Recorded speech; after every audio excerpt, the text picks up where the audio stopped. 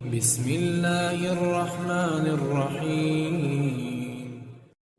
حضرت ہود علیہ السلام کی امت جو عاد کہلاتی تھی وہ اللہ تعالیٰ کے عذاب سے ہلاک ہو گئی، اور اس میں باقی بچے ہوئے، لوگ پھر آباد ہوئے، ان کی اولاد بڑھتی گئی، انہوں نے اپنا نام سمود رکھا۔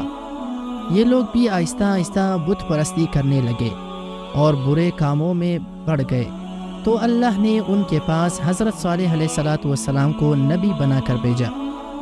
انہوں نے اپنی قوم سے کہا کہ اللہ تعالیٰ نے قوم ہود کے بعد تم کو سردار بنا دیا اور زمین پھر آباد کیا۔ تم زمین میں بڑے بڑے محل بناتے ہو اور پہاڑوں کو کاٹ کاٹ کر اس پر بھی گھر تراشتے ہو۔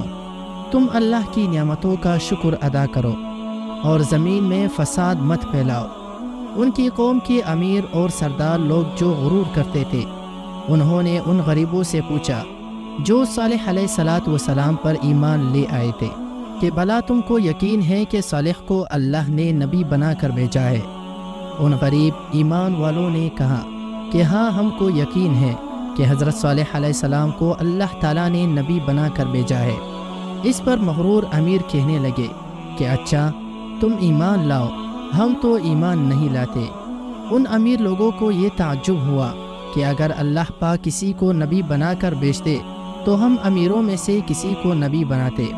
حضرت صالح علیہ السلام برابر اللہ تعالیٰ کا پیغام ان کو پہنچاتے رہے، مگر کوئی ان کی نہ سنتا، بلکہ الٹا مذاق اڑاتے۔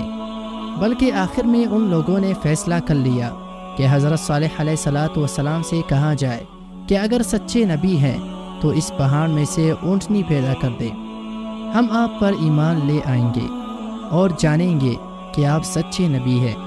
حضرت صالح علیہ السلام نے اللہ سے دعا کی، اللہ تو سب کچھ کر سکتے ہیں۔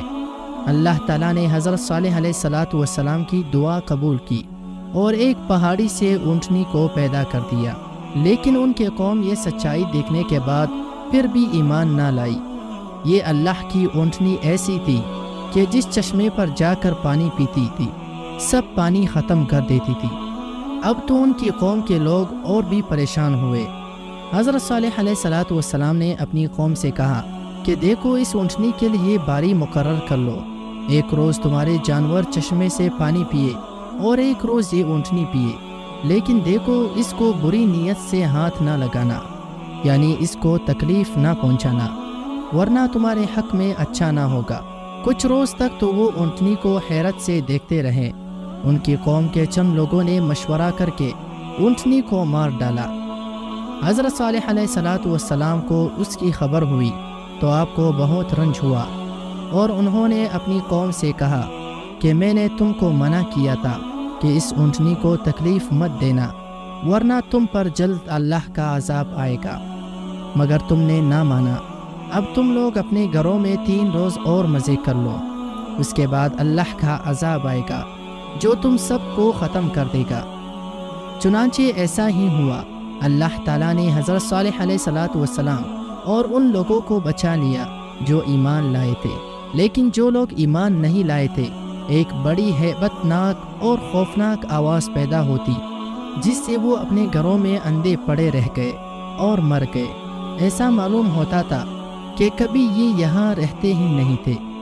جو لوگ خدا کے حکم پر نہیں چلتے اور پیغمبروں کا کہنا نہیں مانتے، ان کا یہی حال ہوتا ہے۔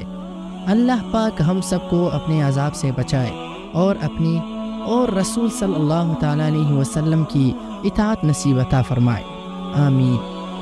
دوستو، یہ تھی ہماری آج کی ویڈیو۔ اگر آپ کو ویڈیو اچھی لگی تو ویڈیو کو لائک اور چینل کو سبسکرائب ضرور کر دینا۔ ملتے ہیں دوسری ویڈیو کے ساتھ، اپنا بہت سارا خیال رکھیے گا۔ اللہ حافظ۔